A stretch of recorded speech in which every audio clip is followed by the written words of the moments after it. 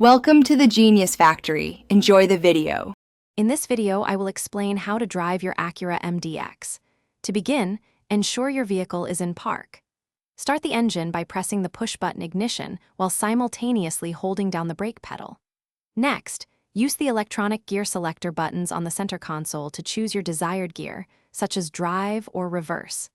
Before moving, always take a moment to adjust your seat, steering wheel, and mirrors for the best possible visibility and comfort. This ensures a safe and enjoyable driving experience from the start.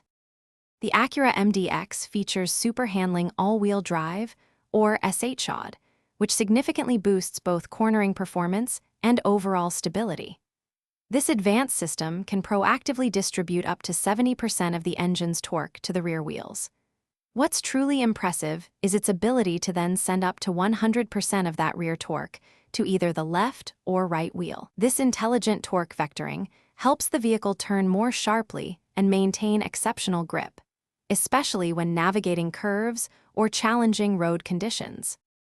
Your MDX is equipped with the Integrated Dynamic System, or IDs, allowing you to tailor your driving experience. Simply use the console-mounted dial to select from modes like Comfort, Normal, Sport, or Snow. Each mode precisely adjusts parameters such as steering effort, throttle response, and the SHAWD system to suit different driving preferences and conditions. Additionally, the Acura Watch suite of safety features provides advanced driver assistance and collision mitigation technologies, helping to keep you and your passengers secure on every journey. Parking your Acura MDX is made easier with the multi-view rear camera system, offering various perspectives for precise and safe maneuvers.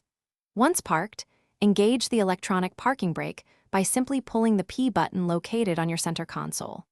To ensure your MDX remains in top condition for years to come, adhere to regular maintenance.